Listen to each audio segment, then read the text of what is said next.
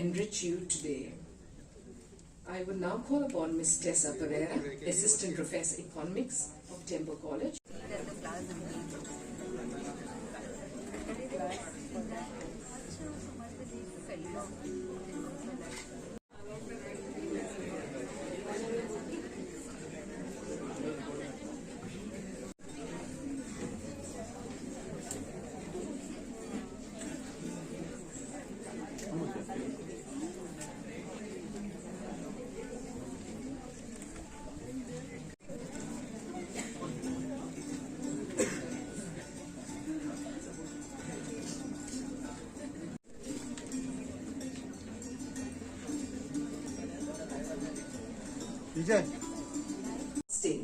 In collaboration with the Education and Skills Committee of the Goa Chamber of Commerce and Industry and coordinated by the Department of Economics, DCT, Srinivasa Sinai Temple College of Commerce and Economics, warmly welcomes you to the inaugural program of the state-level seminar for graduating students on addressing the skill gaps in Goa for accelerated, inclusive and resilient growth as per the G20 agenda. India getting the presidency of the G20 has been a historic opportunity to showcase its vibrant culture, rich heritage, achievements and capabilities to the world.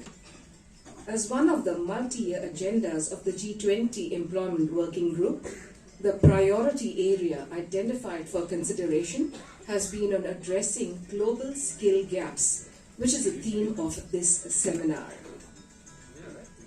The theme of India's presidency is Vasudhaiva Kutumbakam, One Earth, One Family, One Future, which underscores global interconnectedness, finding innovative solutions to cope with challenges.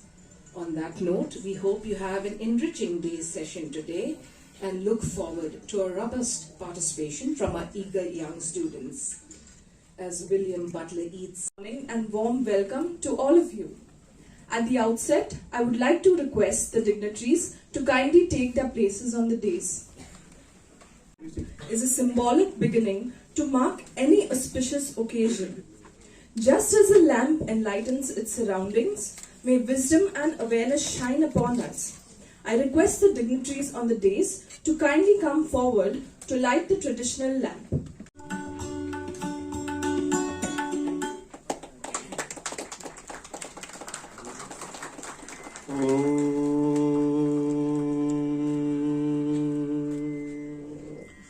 या कुन्देन्दु तुषारहार धवला या शुभ्रवस्त्रान्वृता या वीणावरदण्डमण्डितकरा या श्वेतपद्मासना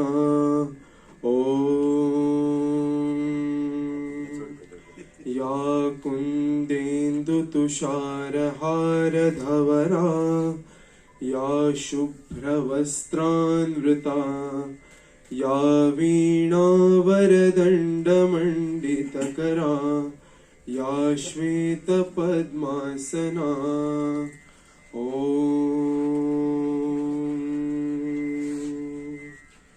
या कुन्देन्दु तुषारहारधवला या शुभ्रवस्त्रान्वृता. And Dr. Manoj Kamath, Principal, Temple College of Commerce and Economics. Honorable Prime Minister Mr. Narendra Modi had advocated the importance of upskilling the workforce in advanced technologies. This is development for any country. India currently faces a severe shortage of well-trained skilled workers. It is estimated that only 2.5% of the workforce in India has undergone formal skill training, as compared to over 60% in developed nations.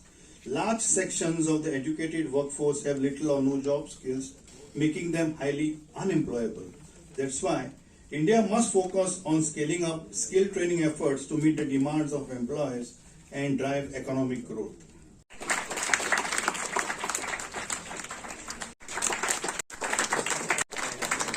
Of Commerce and Industry, Sri Srinivas G. Temple, our respected Vice Chancellor of Goa University, Professor Harilal Menanji, the erudite and dynamic officer of Government of Goa, IS, Sri Sanjeet G. Rodriguez, Mr. Pundarekar, the program officer, Bhatia Ji, the captain of All India Radio at Panjim,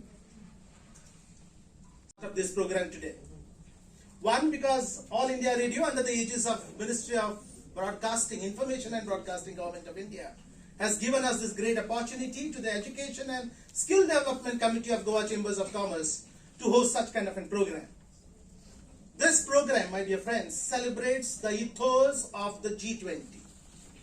The G20 presidency, which India was bestowed with, I think Government of India has made best use of it to demonstrate our technical and managerial prowess, to demonstrate our organizational capability, and to bring forth the agenda of India on the agenda of the world. I am very glad that in tune with the G20 agenda, in tune with today's times, the chairman of Goa Chambers of Commerce and Industry, Sri Srinivas G. Dempo, after he occupying the presidency of the chamber, has given us one key word of sustainability to the chamber.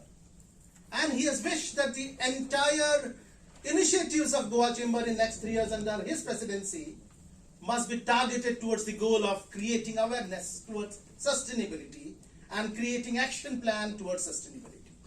It is with this, the broad agenda and the great vision of the Goa Chamber of Commerce towards sustainability, I think All India Radio Panji has bestowed this opportunity to organize some event which would benefit today's youth, and the theme which would be in tune with the G20 agenda, theme which would be in tune with the skilling agenda of Government of India, and of course which remains the agenda also of the Education and Skill Development Committee of the Goa Chambers of Commerce. Friends, has given me an opportunity once again to head the Education and Skills Development Committee of Goa Chamber. I had this opportunity a couple of years back. I was co-chairman in the last committee, and now sir has again given me the task of handling this responsibility. Well, this is the second initiative which we have organized back to back. On last Saturday, we organized one beautiful student presentation contest, All Goa Student Presentation Contest, and the topic was something unique. The topic was how to increase the outreach of government schemes which are meant for the benefit of the youth. And it received outstanding success, beautiful participation where students deliberated in tune with a concept called as Niti Samvad, or participation of student and youth in policy making, in the agenda and about the debate of governance and so on. This is the second program we are having back to back on the same theme, but this time we have changed the theme to understand, to help the students to understand what are the skill gaps in the industry. Today's focus is on understanding industry-specific skill domains. This seminar is for understanding where the opportunities for you lie with reference to employment, whether it is in terms of jobs or self-employment. This is also an opportunity for you to understand from industry experts. And today we have 4 domains which will be discussed, right from the manufacturing sector, from the health and wellness sector, from the logistics, port, airport management sector, and of course the other sectors like that of tourism and event management in Goa. We have kept the format very, very engaging so that it doesn't become boring for the students. So obviously after this introduction, after this inaugural session, and where we heard 2 great speakers, Professor Harilal Menanji, his vision for Government of Goa, his vision with respect to Goa University in terms of skill development, and the great initiatives which sir has been taking. And of course we will hear from the industry side, Sri Srinivas G. Dempo, who would talk about his view about skilling and need for skilling for youth. Today, in these 4 different technical sessions, which will be engaged in a panel discussion format, you will understand what are the specific skills which you must develop in order to be well employed, not only to get good jobs. In order, how do you make your career? What are the new trends in the industry? And this is one beautiful attempt where Goa Chambers of Commerce, along with the Goa University, along with the Skills Committee, along with my SS Dempo College, wants to bridge the gap between the skills required and the skills which are available. So friends, I'm looking forward to your active participation. I'm very thankful that Mr. Bhatia ji has given us this opportunity, and I would also like to thank his wonderful members of the team, including Mr. Punadekar, Mr. Atlekar, and others, and all of them from All India Radio, all these officers who are here, who are present here today, the officers of Goa Doordarshan and All India Radio who are translating this program live and broadcasting it for all of us for a greater and broader audience. I am very glad that students from every college are the part of this program today. We are very sorry that this program could have been done on much larger scale, but for want of premises which could accommodate almost 1,000, 2,000 students currently in Goa, in Panjim, we are restricted, we are constrained to have this program here in this small hall. I apologize for the inconveniences which you are facing.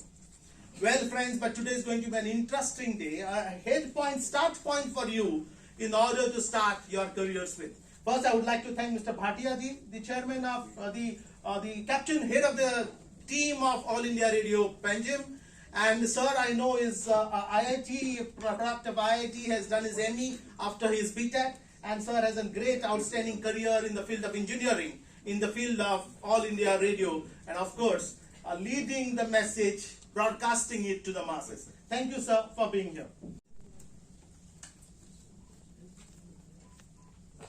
President of Goa Chamber of Commerce and the keynote speaker of the day, Shri Srinivas Dempo, the Vice Chancellor of Goa University, Shri Harilaal Menon, Mr. Sunil Bhatia of Akashwani, Sanjay Punalekar, Professor Manoj Kamath, Sanjay Amonkar, all the faculty, press, students, fellow panelists.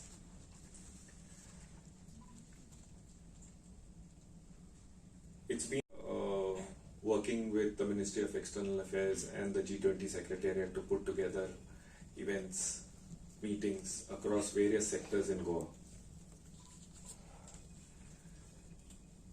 It's interesting to see how the world debates on pressing issues.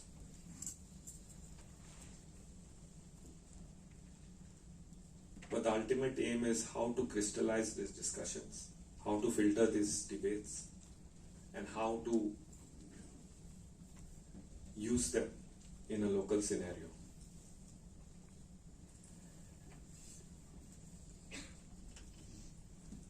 We have to adapt. We have to be resilient. And above all, we have to pinpoint what would be the pressing need for our youth, for our student community, which would put them on a path where not only their education, their skill set, their talent is put to active use by way of meaningful employment,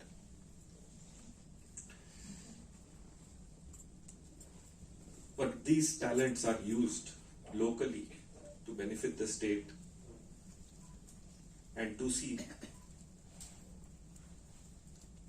that local industry, local entrepreneurship flourishes through this budding talent which is waiting in our wings. When we talk of terms like demographic dividend, when we talk of terms like having the world's youngest workforce, how to exploit these conditions, how to use this condition, and how to benefit from this condition, I think the state should put its mind, its effort, and plan a roadmap. I'm glad today's session is on skilling. And we have to, when we talk about skilling, we have to talk of some forecast. We know that this industry is big, this industry is coming up, this industry is the future. Our focus should lie there. And we should dovetail our efforts, maybe from the government, maybe from the industry, maybe from the education sector. This dovetailing to generate a focus on how the skilling should happen in future is what we need to know. Various sectors are chosen in today's seminar. Tourism and hospitality is big in Goa. There is a hugely rich panel which will debate about opportunities in tourism and hospitality. I think it is time to crystallize where tourism is headed, how to mold this future of tourism in Goa, and I think this effort and this projection should open up avenues in your minds and in your eyes. We had one of the biggest ministerial meetings of G20 in the tourism sector in Goa. There was a document which was published, it was called the Goa Declaration. You can go on the UNWTO site, you can go on the G20 site and check what the Goa Declaration is all about. It precisely talks about how tourism would take shape. It precisely talks about what is the roadmap of and future of tourism. It precisely talks about how sustainable development goals could be achieved and which are the goals which could be achieved through the tourism sector. And this Goa Declaration document, which you can, all of you can read, talk about it, discuss about it, and check. And we should have this world view, the world perspective, what the world is doing, and crystallize it to our local tourism industry. I invite you in today's session to kindly go into the depth of how this industry functions, how this industry operates, what is the roadmap which the world has laid for this industry, and how we could crystallize this for Goa. We have lots of port and logistics. We have a huge airport. There was a time when we said that the airport would be a reality in 5 years, 10 years. But when the airport was a reality, we then talked about skilling. We have missed the bus. And I have no qualms to say that here. But we have to make up. This is just the first phase of our airport. It's going to grow. The port is going to grow. And along with it, logistics is going to grow. Where is the dovetailing of our industry, of our educational setup and the government? This dovetailing today's program should bring out. It should bring out the exact pinpointed facts and figures where this skilling should happen. And we should be one step ahead of the industry so that when the industry's demand comes, this forecasting should come. And when this forecasting comes, we should be ready with our skill set, we should be ready with our educational set amongst our youth population. This skilling and this dovetailing of efforts from all sides should happen. It should give avenues to our students to see how we move in these sectors. And I think today's young force which is sitting here should keep their eyes and ears open, should see what happens around, should see how international governments function, how industries across the world, how sectors across the world talk, act, behave, legislate. And with this in mind, train your educational skills, train your skill set which will make you go into entrepreneurship, into resource building, and finally making a future which would benefit the state and benefit us all. I thank you and wish you all the best in this program today, in this seminar today. I hope it crystallizes thoughts in your mind which will go a long way. Who have come from Agashwani. At the outset, I congratulate both Truegoanews College and Agashwani for organizing this one-day workshop on addressing skill gaps in Goa for accelerated, inclusive and resilient growth as per G20 agenda. Before speaking something on how to upskill or how to upgrade the skill of present generation, let me try to give an overview of what is happening across the world. But before that, I would also like to tell you that if you look at the first industrial revolution, that was on steam engine, second was on electricity, third was on internet, and the fourth, that means from since 2010 onwards, it is IoT, that is Internet of Things, drones, AI and robotics. So we are in that era. Now when I say this, these four spectacular discovery, and then the world is going in that direction, I would explain you with some of the examples which I have seen with my own eyes.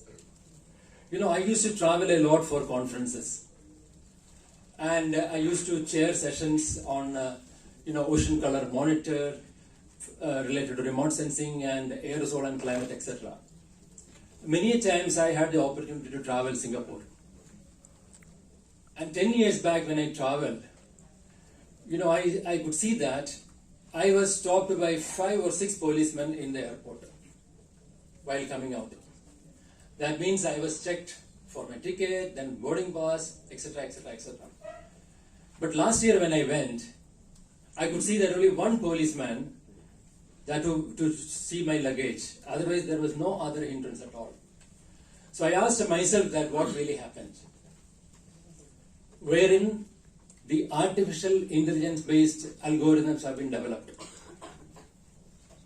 So which means that what is happening to those 5 policemen? It's only one airport. You have like lakhs of airports in the world. So how many people are becoming jobless? That is one. Second thing is that you all heard that we have something called, we are going to have driverless cars. What will happen to the job of these drivers? We are going to have captainless ship.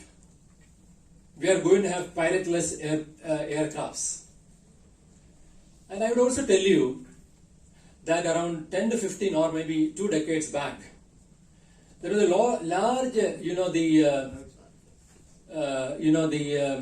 credit for MD in radiology.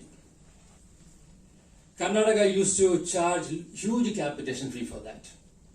I tell you, in another 5 years' time, this is going to be taken care by robot. And then, if you ask me what would happen if you really look at the kind of cases, piling up in our various courts, you might even see a robot sitting as the judge. You may laugh now, but I would say that there are many criteria. If you classify the cases like civil case, criminal again, similar kind, you can always have an algorithm for that. I tell you that I myself have developed an algorithm but that is not to this extent. And again, during the talk, Professor Kama said about Chandrayaan, I have not contributed anything to Chandrayaan, but rather it's only because this is going, online. So I must clear that my contribution is basically on a sensor called OCM, Ocean Color Monitor, that was flown on a satellite on November 26, 2022, around 8 months back. There, 2 have been done on the basis of our research. So that's the clarity, not with Chandrayaan. So after having said this, so therefore, this is the kind of changes going on. Now, if you look 10 years down the line from now, we would see that 30% of the job available now won't be there in 10 years. I used to go for career guidance talks. Now I stopped. Because I do not know what is going to happen tomorrow. Therefore, one of the things which we have done is that we in the Goa University, we worked hard for the last 9 to 10 months to see that NEP based curriculum is implemented. For what? How these can be connected. And I say this year onwards, you all know that those students who are here, of course not you, but for the new students, they have to have 4 years of study for getting an honors degree. But again, let me tell you, when I say honors degree, you have lots of flexibility. In the first year, you will have around 40 credits, 1 credit is 15 hours. And then, let's say that you are coming from not so wealthy family. Then you have the option to leave. You work for your finance. When you find that you have sufficient amount, you can come back and join. So that kind of a flexibility. And at the same time, when you leave after 1 year, you'll get a certificate. So it's not like presently what happens is that after 1 year, if you leave, nothing. then again you have to start from the scratch. But here it's not so. And again, let me tell you that, let's say that if you are the child of a Navy officer or defense, I mean to say, and if the father is getting transferred somewhere else, you can always transfer your credit because there's something called ABC, Academic Bank of Credit. So all those, the facilities have been created. And even second year, if you leave, you get diploma. Third year means graduation, and fourth year means you get a honors degree. And if you are doing research in the last semester, then you get honors with the research. And again, if you complete or all the semesters you have got around 75% of mark, you don't have to do any PG degree, postgraduate degree. Rather, you can directly go to PhD degree. So all those facilities are there. Now I am to come and say that how this is connected with what I said earlier, that skill based and this. At the outset, let me add to the welcome of Mr. Manoj Kamath. I'm extremely happy that, it's been a true multi-stakeholder approach, right from the Goa University to a representative from the government of Goa to Akashvani, to Goa Chamber of Commerce and Industry, and all the institutions have got together to discuss a very, very important topic. A topic which produces or which offers so many challenges and opportunities that it is the right time to discuss when India is hosting the G20 summit under the Prime Minister's vision of Vasudhaiva Kutumbakam. I was talking to Sanjeet earlier during the day as the program was going on, and it was heartening to see such important events being conducted in Goa.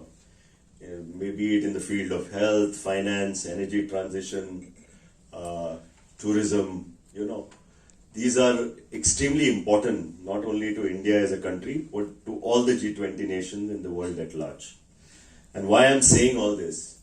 Because this itself would create future job opportunities to the students who are sitting here. But we need to change the way we think, we need to change the way we learn. And I think Honorable Vice Chancellor put it really well as to what is required from an academic and educational perspective to make those changes. Sir, with your permission, I'll add one more subject. Rightly you said statistics, rightly you said mathematics. I will also add biology to that, because I think understanding the human mind and body is becoming extremely important in the age of digital innovation. If you look at how Facebook conducts, if you look at how Twitter conducts, it's all based on data and understanding of the human mind. Elections all over the world, including the US, have been fought on how many likes have been produced on Facebook. So it's extremely important that we understand these complexities. And as somebody who represents industry, somebody who represents Goa Chamber of Commerce and Industry, I would only say that with the new educational policy that is coming in, we need to reorient our students, ignite their passions. I think one thing which is extremely important is igniting of passions and then carrying it through. I was just on Google before I was speaking. Can you take a guess of how much the best chef in the world earns? It's a couple of $100 million a year. It's probably around 800 to 1,000 crores a year. The best chef in the world. Okay, let's forget the world because we're comparing in dollar terms. You know how much the best chef in India earns? It's 25 crores a year. How many of us earn those kind of salaries? Why I'm saying is that please don't feel that a chef or a plumber or a carpenter is anything inferior. Probably the worth of a carpenter is much more than many of the graduates that are being churned out today. What you need to do is do it full of passion, and as Sanjeet says, look at the futuristic job opportunities that are created within the topics that we are discussing. And what's happening in the world? The world by and large is transitioning through a new phase. Volatility, uncertainty, chaos, all these are becoming continuous in nature. So they are no more the definitions that we used to say. The VUCA world is for real and it will continue to be real. In that, how do we position ourselves? How do we position our educational system? And I think the National Education Policy has done a brilliant job. But how do we implement the NEP? And without the support of the students, the parents, the individual institutions, the Goa University, the government of Goa, it's not possible. Because we are going from one system of education to the next system of education. And I know the subsequent sessions will give you expectations from industries like manufacturing, logistics, tourism, because these are people at the working level who will tell you where is the deficiency arising. Because we have seen students who graduate, who pass out, but can't write a proper resume. And I'm not blaming the students for it. I'm blaming the system of education that has been prevalent in the past, as we inherited from the British Raj, and we said, and the British were very smart, by the way. They wanted Indians just to be workers. And they said, we will only teach you like this, and you will remain a slave. So that teaching suited very well during that time. Now we've come out of that mindset. We are one of the most powerful nations in the world. The whole world is looking to us. I don't know how many of you all know we are the second largest mobile phone producers in the world. We are the third largest automobile producers in the world. We are the second largest steel producers in the world. We are the largest milk producers in the world. So we have a lot to be proud about. But at the end of the day, how do we really build the model which is coined as China plus one? When I say we are the second largest steel producers in the world, China is at 1 billion and we are at 200 billion. So we need to go at least 6 times more to cross China. So that is the vision that we should have. And when we identify the skill gaps, I've been regularly interacting with Principal Manoj Kamath to see, and we've introduced a number of courses in our colleges now, including what Sanjeet said, we missed the bus on the aviation sector. I got a call once from policy making, and I said, Mr. Dempo, does your college teach, how many courses are there in aviation? And Principal Manoj Kamath will correct me. There are more than 40 to 50 different courses in aviation that one can get. And if you're trained well, you can get a job tomorrow. But everything has to have hard work, it has to have passion, it has to have analysis of failure. These are my words of message to the younger generation. Never get fail of failure. Never get scared of failure, because everybody fails in life at least once or twice. I don't know how many of you all, when you sat on the bicycle the first time, you fell. Nobody could drive the bicycle the first time that you alighted on a bike. That teaches you a lesson, okay? Anything that you're passionate about, please follow your dreams and please follow your passion. And if some parents are around, I would say that strongly support the passion of your children. And that's where we can analyze the skill gaps. Because once your passion is there, how to actually guide you is the job of a university, college, government institutions, to take you through the whole process of the formal education. But at the end of the day, it is up to you, the students, to pursue your passions and then address the skill gaps in that. The other point I wanted to make it, let's make, and that's the theme of the conference, let's make the growth inclusive. And when I say the less privileged members of the society, the special needs children, we need to address everyone, and their needs are different, So we need to address everyone's to make it an inclusive growth, to make it a very resilient growth. Because at the end of the day, it has to be a happy society. You can't live in an island with a desert all around, Connect with the community is very, very important. To give back is very important. Moment you get a job, you get a productive job, it's your social responsibility to help the others.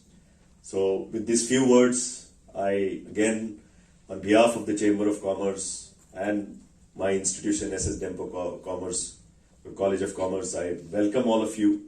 And really, I'm very happy to see so many young faces, because you need to be motivated enough.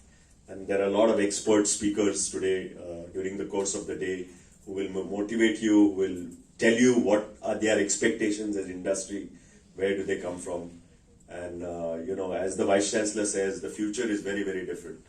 We look at ChatGPT and you find that it's a threat and it's an opportunity. You should be one of the programmers of ChatGPT rather than saying that, I'm getting threatened with ChatGPT. I had a small exercise which I did 2 months back. My annual report was coming of a listed company. And I told my guys that I said, they draft a speech every year for me on the annual report. And they take about a week, 10 days, because it's an industry analysis, it's this. And I said, this time, I have a little time, I will do it. And I bluffed them. I said, I will do it and you do it and let's compare notes. They did it with a lot of hard work. I used ChatGPT. But I got my report in flat 15 minutes. 15 minutes. Okay.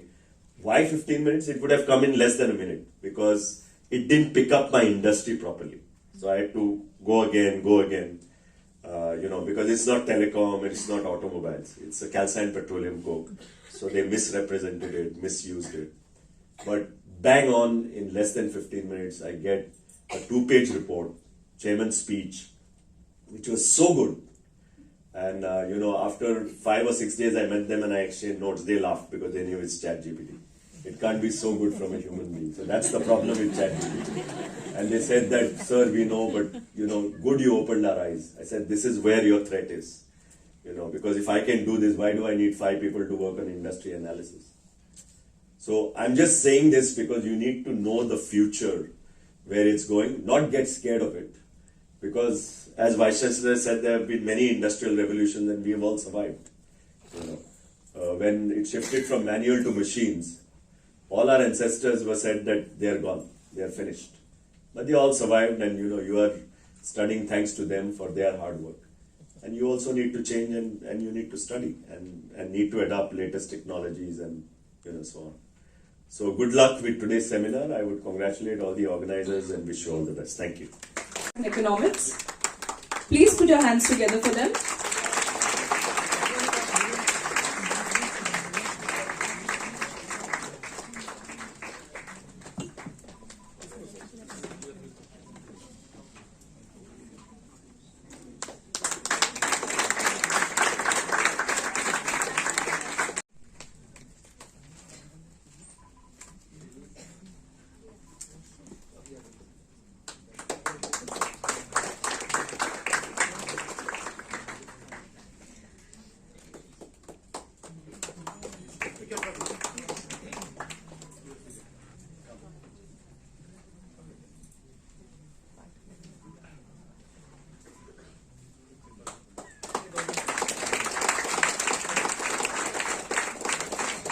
Together for them.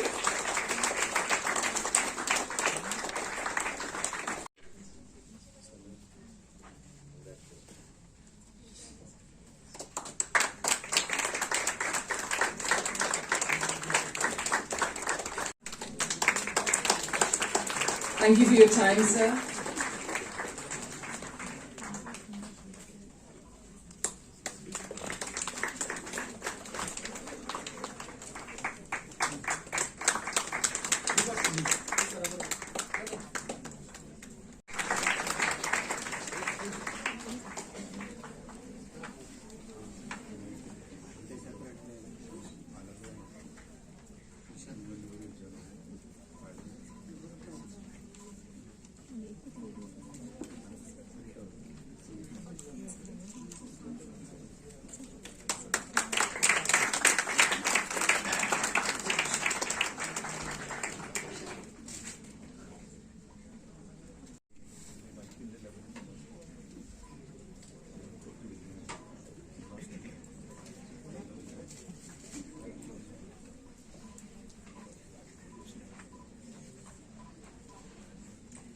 Put your hands together, ladies and gentlemen.